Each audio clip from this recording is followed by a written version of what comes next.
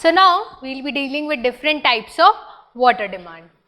So moving to different types of water demand.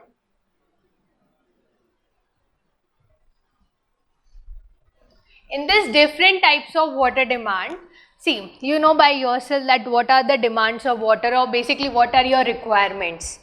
Fine. So first in this we will be dealing with domestic demand, or you can say it as domestic water demand. Since I have mentioned various types of water demand, so I am writing it here only, domestic demand. Now, what comes in your domestic demand? You know, the amount of water which is required for cooking, washing utensils, cleaning, bathing, all these things, these activities for which you require water, it comes under domestic demand. Fine. Now, this domestic demand, do you want me to write this? You can write it. Fine. I can tell you that it includes all the water requirements for washing, cooking, bathing, all those things. It's included in domestic demand. Now comes the question, as I told you that we have to design the pipes and various components based on the design population, based on the water requirements of that city. So now you can ask me, ma'am, how can you calculate this domestic demand? Because for me domestic demand will be different, for you domestic demand will be different, for the third person domestic demand will be different. So you are telling that okay fine, amount of water required for cleaning, washing utensils, for bathing, everything, but can you tell me that is it possible that I can measure the amount of water which is required for domestic demand, and that too for the whole population, that is 130 crores plus, or you can say it's 134 crores which is reaching 135 crores. So can you imagine, for such a large population, for each and every person you can calculate domestic demand? No, obviously not.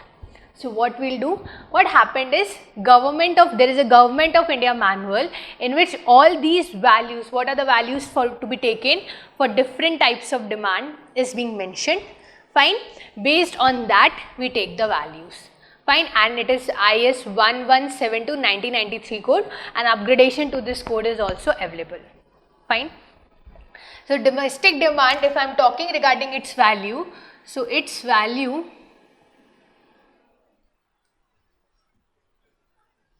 varies from 135 to 225 LPCD. First I will be telling you this value I have taken for full flushing system, that is that type of sewage system which is based upon water. Fine, I will make you this thing very much clear. Normally, see, this is a range. It might be possible that your domestic demand is lesser than this range, or it might be possible that your domestic demand is greater than this range, or it might be possible that it might be within this range. So it's an average. Fine. If you remember, I told you total annual draft, total annual average daily draft, because I can't say hard and fast that okay fine, you'll be having 135 or 225 or between this. It's an average value which we are considering. And reason why we are considering, because you cannot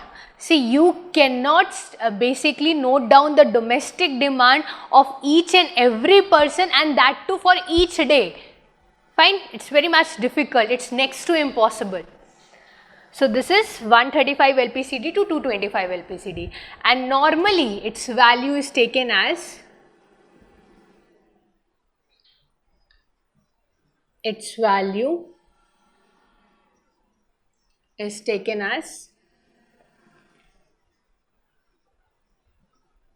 200 LPCD. Clear? Now, this was regarding the domestic demand. Now, second demand is your industrial demand.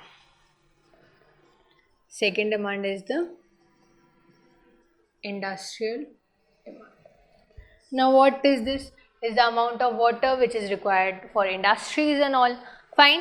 So, its value varies from 50 to 450 LPCD. So its value. See, industries, what is there? It depends upon whether the industry is small scale industry or large scale industries. Sometimes if very big industries are there, they have their own water supply system, fine, so they don't depend upon this water supply system. It happens if like it has been spread in acres and acres and it's like a very big MNC, and so in that case what happens is they develop their own water supply system. But on an average, general case, we take its value varies from 50 to 450 LPCD. Fine, this comes your industrial demand. Now, third demand is your commercial,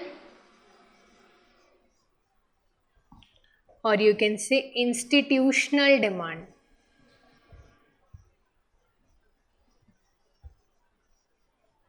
Now, what is this commercial and institutional demand? First understand this.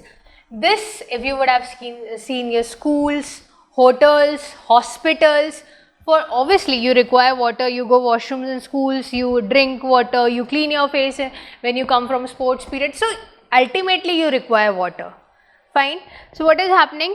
You require water in schools, you require in hospitals, in hotels. So all that demand of water comes in your institutional demand or commercial demand, you can say. Fine. And its value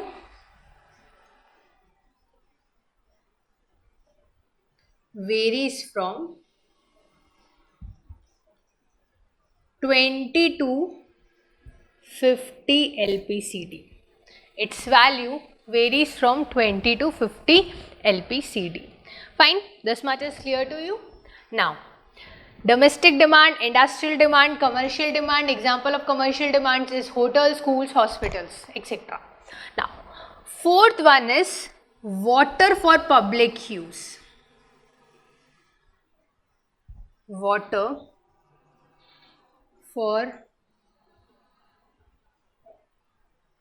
public use. Now what is happening is, public use means cleaning of roads, you require water. Fine, that public parks are there, for that you require water. So for gardening, for that also you require water. So that water comes under public use. Fine, this water is basically for public use, and its value is normally taken as, generally it varies from 10 to 20 LPCD, taken as 10 LPCD. Its values varies from 10 to 20 LPCD. So it is taken as 10 LPCD. So these are the four demands of water which I have discussed with you. Out of this, your domestic demand occupies the maximum percentage, that is 50 to 60% of the total demand of water is what? It is your domestic demand. 50 to 60% of the total demand is your 50 to 60% is your domestic demand, domestic water demand. Fine. So these were just the four demands we considered. There are two more things which we will be considering, and the fifth one, which is more important, is your fire demand. Now I'll be telling you lots of information regarding it. You just have to keep it in your mind. Fine. Now, first question, what is this fire demand? I'll be asking the questions, I'll be replying. But see, we are not like, we are in contact with each other through this PD, through this GD, or basically through, you can say, any VOD courses. Fine. So what is there? I'm asking the question, I just keep it a pause of 2 or 3 seconds. So in that moment, make your mind so sharp that you are able to answer that questions. Fine, that means your preparation strategy, your understanding levels is moving in the right direction, and if you are not, you take a longer amount of time, no issues. Fine, gradually you will have that in you, that spark in you, that okay fine, I'll ask the question, I'll wait for 2 seconds, and in that 2 seconds you will have it in your mind what I was asking, the answer for that, right? So, now I'm asking you, what is this fire demand? Simply, ma'am, the demand of water which is required to extinguish the fire, that is known as fire demand. Fine. So demand of water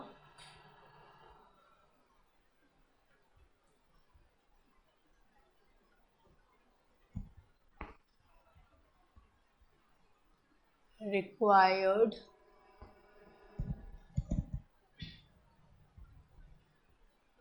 to extinguish the fire. This is known as what? This is known as your fire demand. Now, what is this value?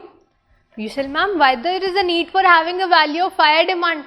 Although you are having such an amount of water and you know that fire doesn't occur every day, right? Once in a year, if I'm talking about, if you are basically designing for our community, for our city, if you are designing it for this water demand, water supply scheme, so what you will say, ma'am, here once in a year or once in 6 months there will be an outbreak of fire, then why there is a need you have to take it in this demand category?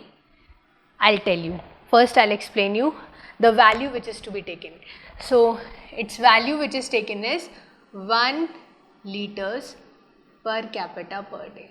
Its value is taken as 1 liters per capita per day. Now, the question which you asked me, where there is a need to take. Because my dear students, we don't know when there can be an outbreak of fire. Fine. And do you know what? Just if you see this, 1 liters per capita per day. Fine. That means for a population of 100 people, for a population of, let us suppose for a population of 100 people, how much amount of water you will be required? What will be the fire demand? It will be 100 liters per day. Because for one person if you required 1 liters, for 100 person you will require 100 liters. So can you imagine, this quantity is so small. Here single person, if you imagine, single person in domestic demand requires 135 to 225 LPCD, and for 100 people what you are getting the fire demand as 100 liters per day. Such a scanty amount of water, such a lesser amount of water. Fine. Now, can you tell me why? Could you understand the logic behind it? I'll tell you. See, 100 liters per day, this is the amount of water which is required to extinguish the fire, and the population is 100. Now, I'll relate this to you. I'll give you a statement first. The volume of fire demand is less, but the discharge is more. What I'm telling you, the volume of fire demand is less, but the discharge is more. Now, ma'am, we didn't understood a single word from this statement. No issues. I'll give you a live example of this and you'll understand. What happens? 100 liters per day, you have calculated fire demand. Now, imagine, will you take the whole day to extinguish the fire? If you require 100 liters for a population of 100 people for extinguishing the fire, will you take the whole day to extinguish that fire? Obviously not. This 100 liters, you will be supplying it at a lesser amount of time. Fine, you will be supplying large amount of water at a lesser time duration so that the fire can be extinguished as soon as possible, right? So, although you have to supply this much amount of water, but in a lesser time. Fine. Obviously, what we do is you go with the units. Here if it is written liters per day, you take it as what? You take it as discharge. Fine, and there is no question of volume. But basically, the basic difference between volume and discharge is that when I am talking regarding discharge, it is the volume of water which is being supplied at a constant rate. That is known as discharge. That means this much amount of volume will be supplied at a constant rate. That is known as what? That is known as discharge. If you are supplying it at a constant rate, I am repeating it thrice. Volume of water which is supplied at a constant rate is known as discharge. Fine. So here what I am telling, volume of water is less, discharge is more, because if there is an outbreak of fire, maximum you will try is that it should be extinguished as lesser duration as possible, so that we can save lives, so that we can save loss of property. And for that reason, what happens in fire demand is 3 jets are operated at a high pressure of 100 to 150 kilonewton per meter square, or even more than that, fine, and the discharge which is obtained is 1100 liters per minute from each of the 3 jets. There are 3 jets are there which will extinguish the fire. One will be directly on the property which is to be extinguished, one adjacent to it, and one on either side. Fine, 3 jets, and can you imagine, in a single minute from each jet the discharge coming out to be is 1100 liters, and that is constant, it's not varying. Fine, 1100 liters per minute. So volume of water supplied at a constant rate is known as what? Discharge. That is known as discharge. Fine. Now high pressure is applied, fine, and the basically any sort of incidents which happens, its main motive is to extinguish it as soon as possible. Now I'll tell you how. This is your volume, that on in a day you are supplying 100 liters of water. This is your volume, and if I'm talking about discharge, what I'll do is this 100 liters has to be extinguished in, basically the amount of water 100 liters is required in 2 hours, so that this fire can be extinguished. Now if I want to compare this, I have to make it in same units. So let us suppose here 100 liters per day, here I'll convert into hours, so this hours into day. So what I'll be getting? 12. So this is 1200 liters per day. Now can you see what I told you? I just told you this, and I have derived it also mathematically. I told you what? I told you that the volume is less. This is the volume is less, but the discharge obtained is more. So yes, in case of fire demand, the volume is less, but the amount of discharge obtained is more. That means at a constant uniform rate, the amount of water which is supplied, that is known as discharge. So I guess this is very much clear to you. Now there are certain empirical equations for fire demand which I will be writing, but I'll make you one thing very much clear, be it in environmental engineering or be it in any subjects of civil engineering. Whenever someone says that okay fine, it is an empirical equations, means that equations or that formula is based on observations. Fine, to satisfy the observation, that equation or that formula is used, that's all. So you can't ask me, ma'am, from where you got this. That is the reason I am telling you that it is an empirical equation, because to satisfy a certain observations, that formula is derived, or basically that formula is made. Fine, so that there is no, you can ask me derivation or from where it came from. It is just an observation based. Fine. So the empirical equations for fire demand, first one is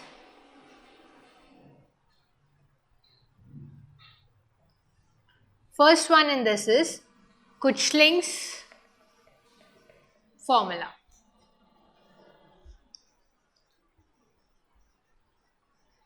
Generally, in maximum cases, the empirical equations are not in standard units. I'll explain you how I can say that. First, write down this. Q is 3182 root P. This is the discharge value. Now, here, two things which you have to keep in mind.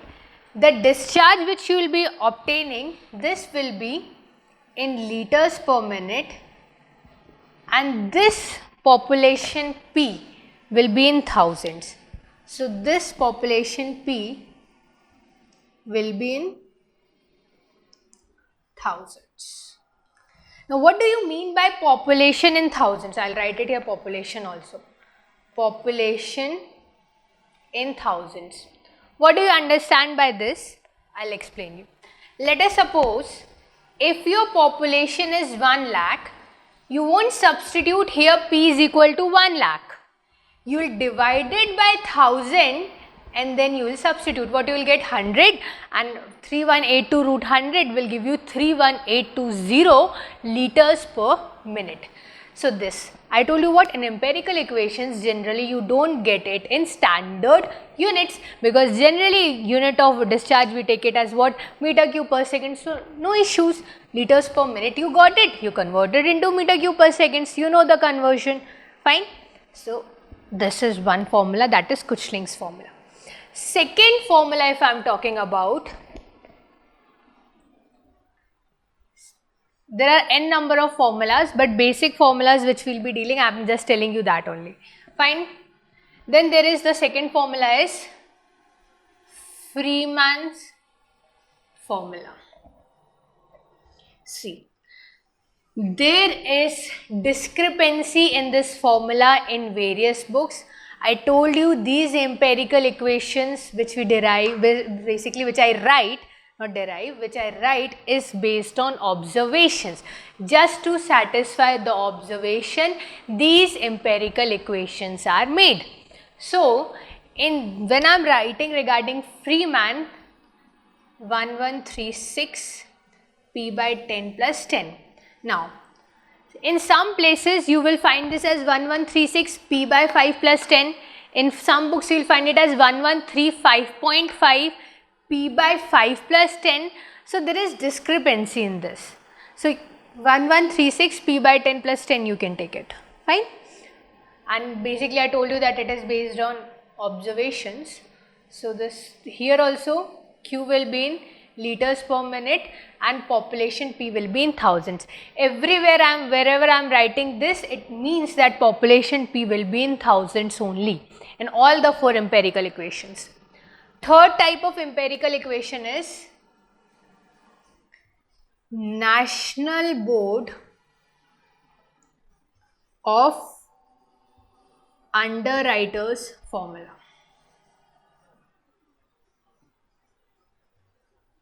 Underwriters formula. In this you have basically 2 cases. One, when your population is less than 2 lakhs, in this case you will write it as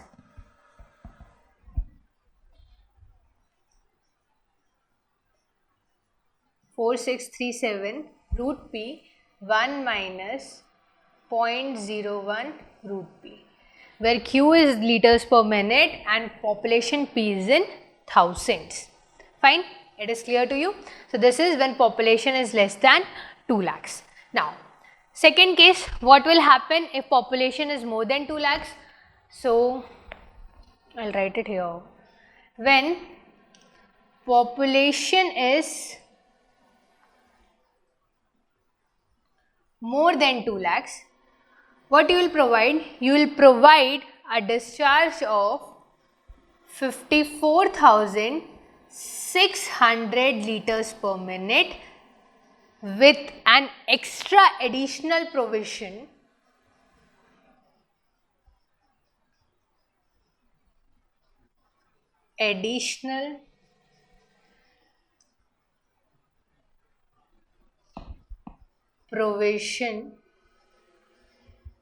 of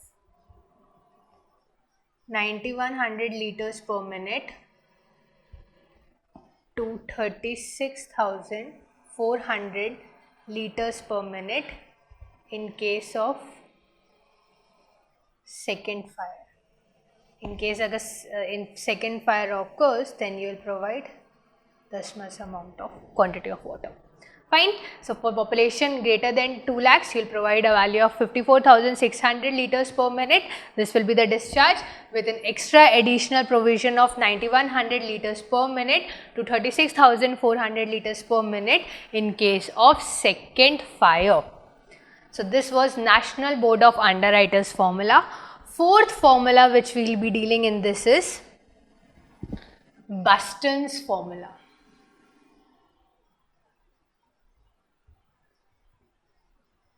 See, in every formula I am telling you again and again, the population is in thousands, Q will be liters per minute. Fine. So what here now it's Q is 5663 root P. This is your Buston's formula.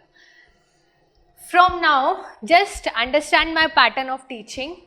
Whatever things I am marking it in block, you also have to mark it in block, so that at the very last moment when you will be going for giving examinations, be it in case of your GATE or ESC or any state level exams, when you turn the pages at the very last moment, this should just, you can see it out of all the things which is written, at least you can see these formulas. Because let us suppose these 4 formulas are there, they can give you in match the following. They'll give the expressions, the values, empirical equations on the right hand side, and left hand side they'll give you the names who have given this formula. So if you don't know who gave this formula, then how come you can calculate it? Let us suppose they can give you and tick the correct answers, or basically 3-4 statements are there and you have to identify the correct statements. For population less than 2 lakhs in National Board of Underwriters formula, this is the value. For population greater than 2 lakhs, this is the value. Until and unless you don't know, then how can you attempt that sort of questions? And don't think, just one misconception, that it will come for 1 marks only, now for 2 marks only, so I can leave this topic. No, that 1 or 2 marks will reduce your ranking for like thousands, specifically in GATE, thousands and 2000 will be far behind. Fine. So don't ever think like that. Got it? These 4 formulas. Now, as per IS code also, we can calculate the fire demand. So I can write as per IS code, the fire demand is equal to 100 root P. Fine. This is what, as per IS code, your fire demand is 100 root P. Important thing, here the value of fire demand which you will be getting, it will be in kiloliters.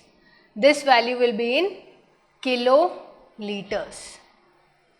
And here also the population P will be in thousands. Fine. So here you will get the fire demand in kiloliters, and here all these empirical equations you was getting the value of Q is in what? Is in liters per minute. So there is a difference. So that's why I tell you that mark it in bold so that you can remember it. So this much is clear to you. Now the last thing which we will be dealing, I told you regarding the fire demand, various types of fire demand, I have written the empirical equations. The last thing which we will be dealing is losses and thefts. Which we will be dealing is losses and thefts. Now, what is this losses and thefts? First I will explain you. Just listen to it carefully, because there is nothing to write in this. This is just a common sense thing. Now what happens is, losses and theft is not a demand, but still you have to consider it in the designing of your raw water scheme. That is this, I haven't erased this. This is your raw water scheme and you have to consider it in the designing of your raw water scheme. What I told, losses and thefts are not a water demand, but you have to consider it in the designing of raw water scheme. Why? I'll explain you.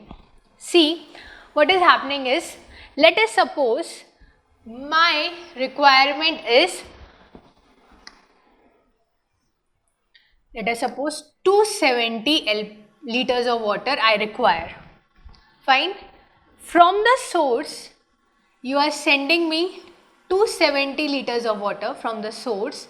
But what happens, there may be losses because there may be leakage from the pipelines, or in places where the value of water is very much, or basically you can say that the water is more valuable, there you just basically steal the water, so there is theft also.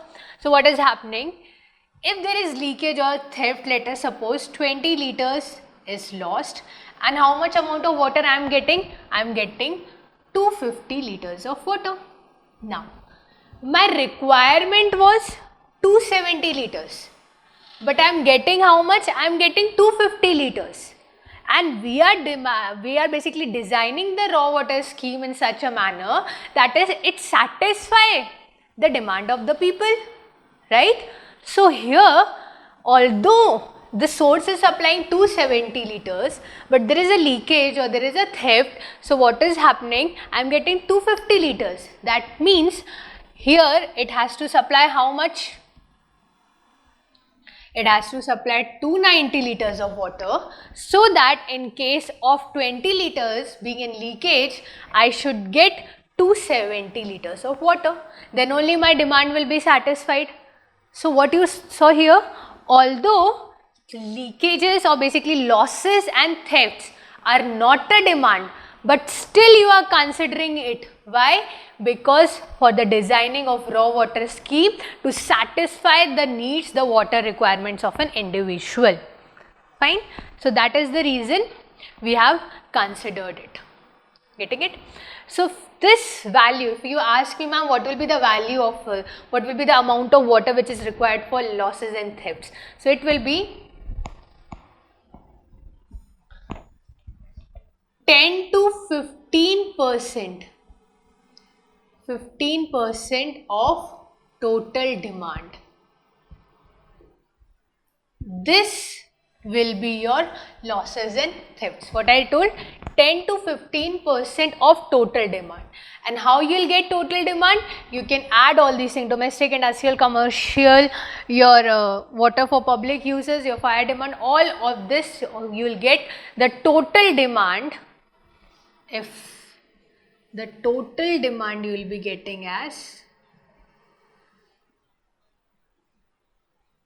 how much? 250 to 350 LPCD. You will be getting the total demand as 250 to 350 LPCD. Normally, its value is taken as 335 LPCD.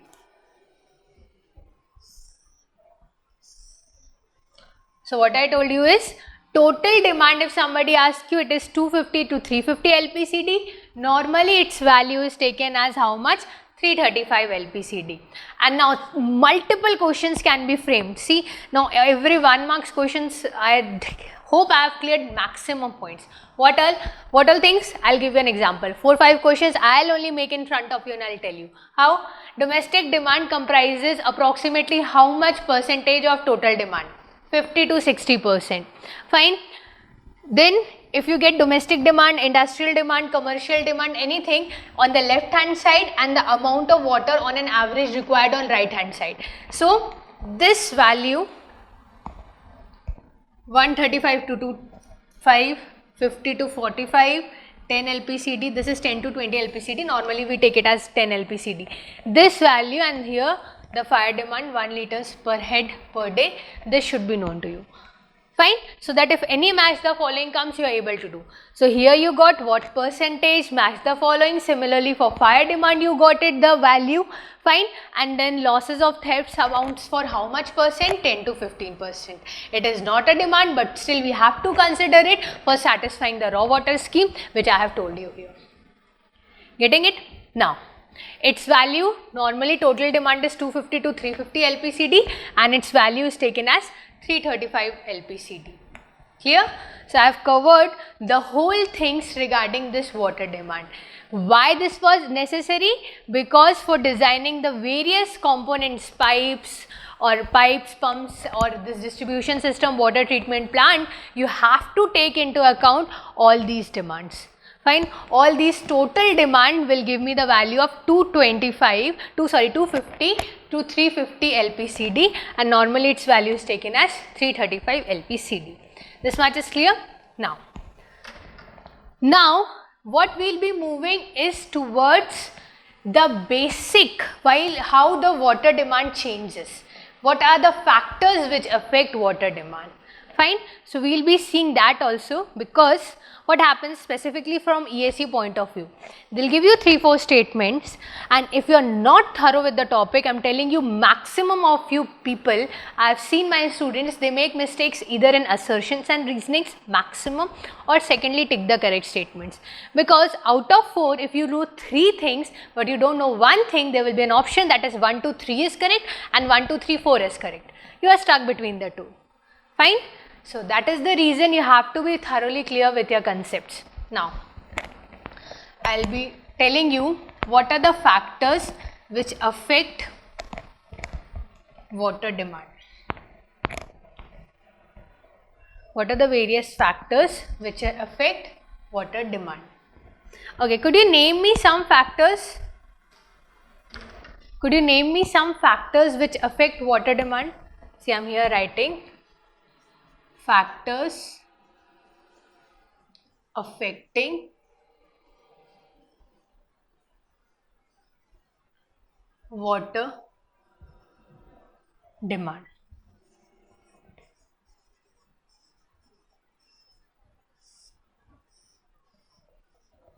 Could you name me some factors which you think which affects the basically the demand of water? Okay, I'll tell you first. You also think at least some, okay? I'll tell you. Size of city. Now, there can be two things. It can be directly proportional, it can be inversely proportional. Now, what I'm telling you, what is the size of city, how it depends upon the water demand. So now just see to it, what happens if the size of city is large. If you have a very large city, so what will happen? You will require larger amount of water. That means your water demand will be more. So can I write this? The size of city is large, the water demand is large. Now, before talking these factors affecting water demand, I'll make you one thing clear. This we are talking on general basis. Don't take an exception. Now you can ask, ma'am, if there is a smaller city but there is a large amount of industrialization in that place, then obviously ma'am, you told industrial demand varies from 50 to 450 LPCD. Fine. So if this value varies from 50 to 450 LPCD, so for a small city also which is having a higher industrial, means the extent of industrialization is more, then obviously what will happen? The water demand will be more. Yeah, it can happen, true, but I am taking on an average basis, general basis. Reason, I can give you an example. If the size of a city is very large, okay, so you require water for cleaning of roads, washing of roads, fine. There will be large pipelines and there will be large number of joints. See, why I am telling you large number of joints? Because a pipeline is not that it will extend to kilometers. Obviously, you have to join the pipes.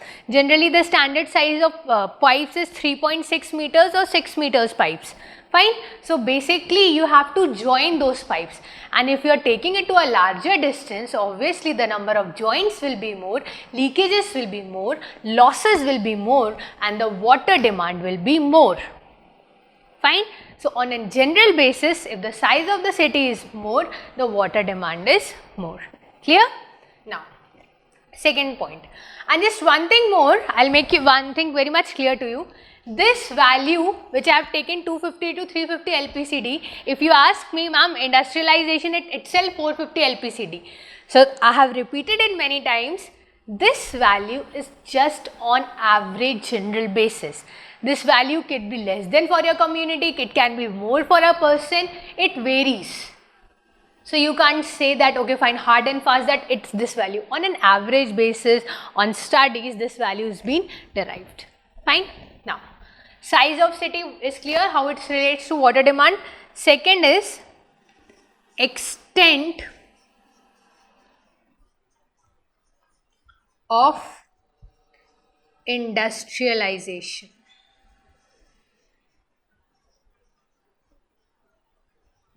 See, now, if large number of industries are there in a place, obviously your water demand will be more or less.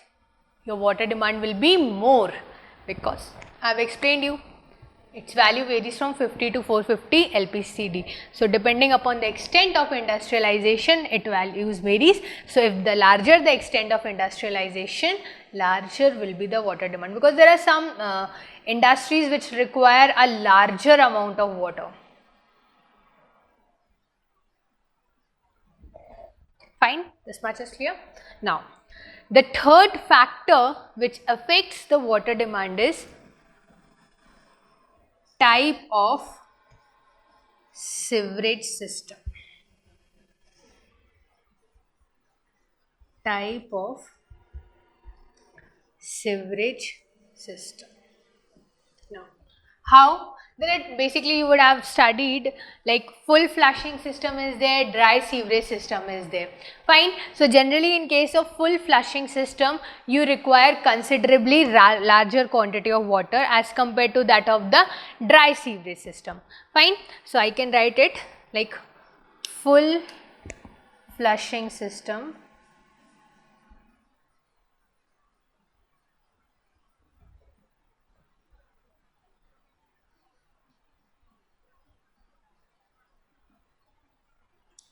water demand more,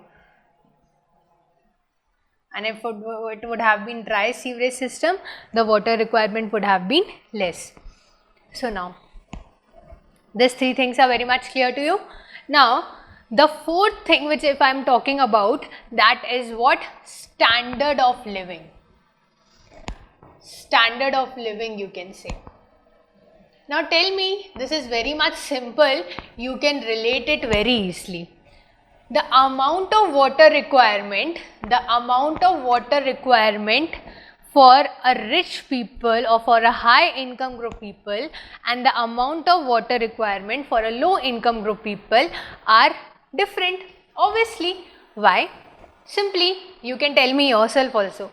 If you are rich or you are like upper middle class also, or low middle class also, generally what you will do, you will have a shower for bathing, you can tell, okay, you can have a shower for bathing, you have a dishwasher for cleaning utensils, all these stuffs you have.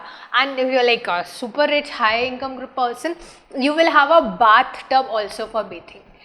And for a low income group person, what happens is they have a bucket and a mug, and they have that sufficient quantity of water in which they will bath. So now you tell me, a higher income group person using what? He is using bathtub and comparatively larger quantity of water as compared to the low income group person. Fine. So what is happening? The standard of living basically affects the quantity of water, or basically the amount of water, or the demand of water, to be precise. Fine. So standard of living, you understood? Standard of living, how it affects. And like if you are high income group, you have gardens in your area, lawns and all those things, they also require water to be sprinkled and all those things. So obviously the demand will be high. So you got this 4. Now, fifth one, you got this size of city, extent of industrialization, type of sewerage system, standard of living. Now, there are some more things which affects. One is pressure and distribution system. How come this pressure and distribution system affects the water demand? Now see, what happens is, if water is supplied to your homes at very high pressure, Fine. If water is supplied to your homes at very high pressure, then obviously the leakages will be more, and because of that you have to supply a comparatively more amount of water to satisfy the needs. And that is why if the high pressure water is being supplied, then the amount of water demand will be more because of the losses to be more. And that is the reason higher the pressure, more the water demand, right? Now, sixth factor is climatic conditions. This is simple.